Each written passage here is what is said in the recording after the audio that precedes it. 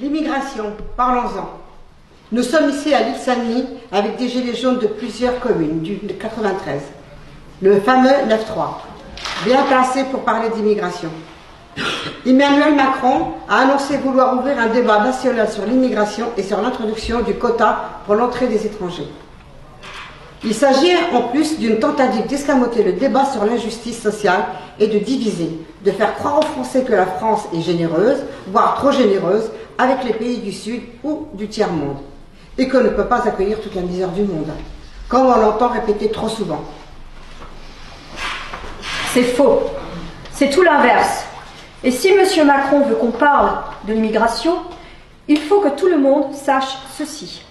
La France ne possède ni mine d'or, ni uranium, ni pétrole, ni café ou cacao, ni coltan, ce minerai indispensable à la fabrication des avions ou des smartphones, par exemple.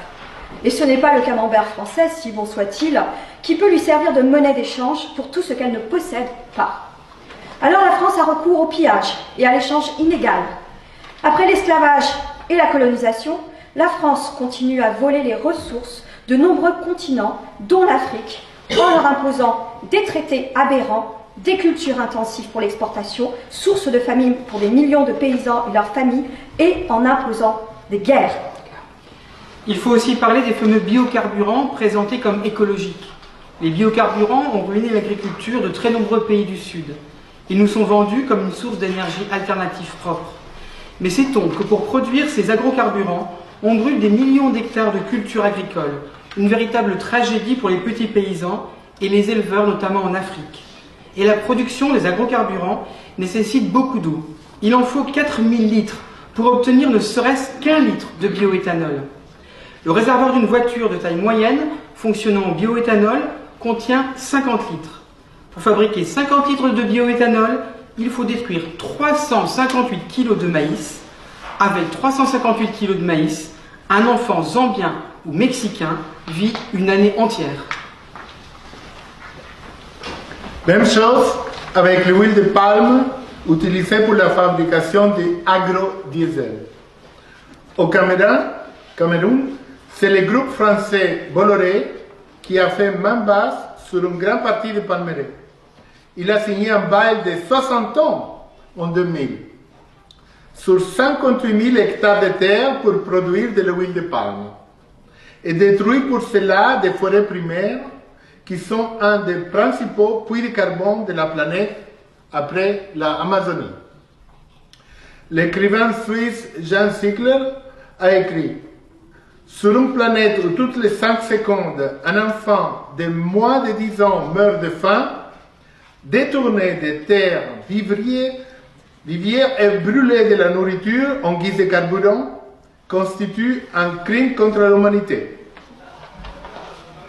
Quand les grands groupes français implantés en Afrique, comme Bolloré ou Villegrain, se vantent des bienfaits qu'ils apportent sur place, en construisant infrastructures, ils ne disent pas comment ils expulsent les familles entières de leurs terres ancestrales, comment ils détruisent leurs potagers et leurs vergers, leur savoir-faire, transmis de génération en génération en matière de connaissance des sols et de sélection des graines.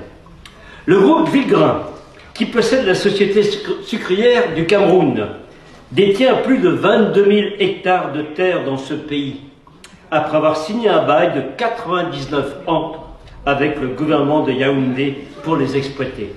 En échange, Villegrain a versé aux communautés affectées une indemnité annuelle de 2 millions de francs CFA, soit l'équivalent, tenez-vous bien, de 5 € par famille et par an. Prenons le cas du Niger, une néocolonie française. Censé être le deuxième pays le plus pauvre de la planète, c'est pourtant le deuxième producteur d'uranium au monde. Pour nous fournir de l'électricité par le biais des centrales nucléaires, Areva importe près de 40% de sa production d'uranium du Niger. Mais depuis plus de 50 ans, Areva ne reverse qu'une redevance ridicule de 5,5% sur les milliers de tonnes d'uranium naturel qui sont extraites du Niger. Ainsi, la population nigérienne ne bénéficie d'aucune retombée économique. elle n'a droit qu'aux conséquences de l'exploitation de son propre uranium, c'est-à-dire les contaminations radioactives, notamment de l'eau, les énormes masses de déchets radioactifs stockés à l'air libre, sans compter la désertification qui ruine l'économie pastorale. Areva a déjà épuisé à 70% l'aquifère carbonifère des régions qu'elle exploite dans ce pays, à raison de 22 000 mètres cubes d'eau par jour, et cela depuis plus de 40 ans. Ajoutons que la ruine du Niger ne concerne malheureusement pas que l'uranium. Avec ses 20 millions de têtes de bétail, le pays pourrait en fait connaître une relative prospérité. Mais voilà, le Fonds monétaire international, le FMI, a imposé la fermeture des services vétérinaires locaux afin d'ouvrir le marché aux multinationales étrangères. Le FMI, un organisme dont la direction est toujours assurée par l'ex-ministre de Sarkozy, Christine Lagarde, restée en poste malgré ses ennuis avec la justice française, a également imposé au Niger la destruction de ses propres stocks de céréales au nom du sacro-saint principe du libre-échange. Conséquence, plus de stocks pour faire face aux aléas, et la famine attaque désormais ce pays africain tous les 2 ans. Qu'on ne s'étonne pas ensuite si les Touaregs se révoltent contre cette situation ou si des Nigériens essayent d'émigrer. Prenons un autre exemple, celui du Sénégal. Au Sénégal, les sociétés françaises comme la Fruitière de Marseille, dont les principaux actionnaires sont les grandes chaînes de supermarchés françaises, se font attribuer des dizaines de milliers d'hectares de terre pour des durées illimitées, avec une exemption d'impôt de 99 ans. Elles produisent des fruits et des légumes dont 98% sont exportés vers l'Europe. Traditionnellement, la terre rurale n'appartient à personne dans la plupart des pays africains. Il n'y a pas de cadastre rural.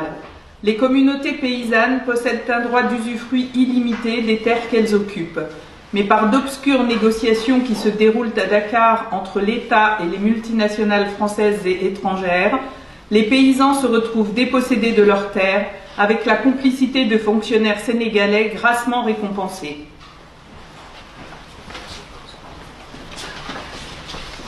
Une des techniques utilisées par les oligopoles, le mot olive venant du grec et voulant dire tout petit nombre, pour ruiner un grand nombre de pays à leur profit, c'est aussi le dumping, c'est-à-dire une baisse artificielle et temporaire des prix qui permet d'éliminer les concurrents locaux et ensuite de fixer les prix alimentaires à la hausse. Tout ceci avec l'aide de fortes subventions de la part de l'Union européenne à nos industriels de l'agroalimentaire. Au Cameroun, par exemple, ils ont ruiné la production de poulets autochtones avec des importations massives de poulets étrangers bon marché. Et dès que les éleveurs de poules et producteurs d'œufs ont été ruinés, ils ont augmenté leurs prix. Non seulement les puissants accaparent la terre des millions de paysans et les condamnent ainsi à la famine ou à l'exode, mais en plus ils provoquent des famines en spéculant sur les matières premières de ce pays, comme le riz, le maïs ou l'huile.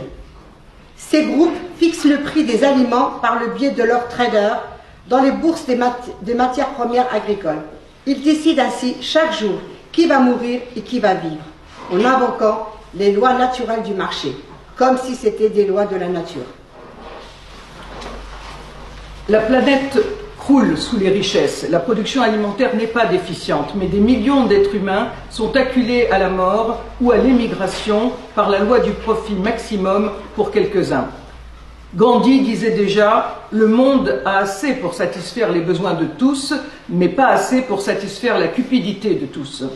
Monsieur Macron pourrait-il introduire dans le débat public la possibilité d'interdire la spéculation sur les denrées alimentaires, ou bien est-ce, comme l'impôt sur la fortune, patouche?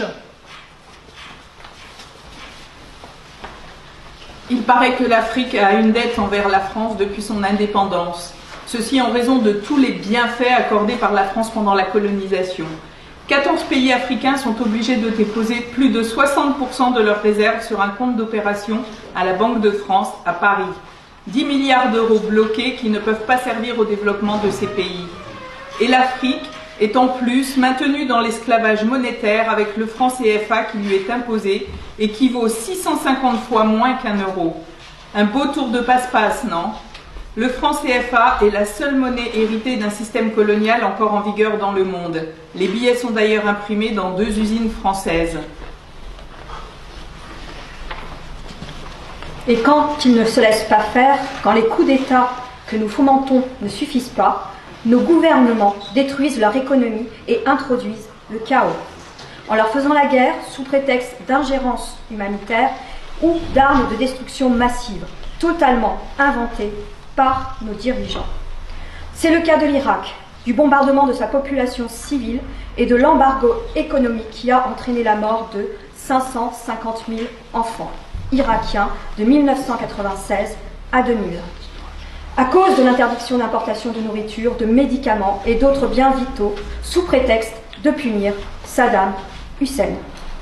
On pourrait citer bien d'autres exemples en Afghanistan, en Libye ou en Afrique, qui ont poussé à l'émigration, cette émigration sur laquelle on propose maintenant d'instaurer des quotas. Il y a un proverbe africain qui dit « Les murs les plus puissants s'écroulent par leurs fissures ». Alors, comme le propose Jean Ziegler, provoquons-en des fissures pour interdire la spéculation boursière sur les aliments de base, la fabrication de biocarburants à partir de plantes nourricières, pour protéger les paysans qui représentent la moitié de la population mondiale contre le vol des terres et pour préserver l'agriculture vivrière. La volonté des États n'existe pas.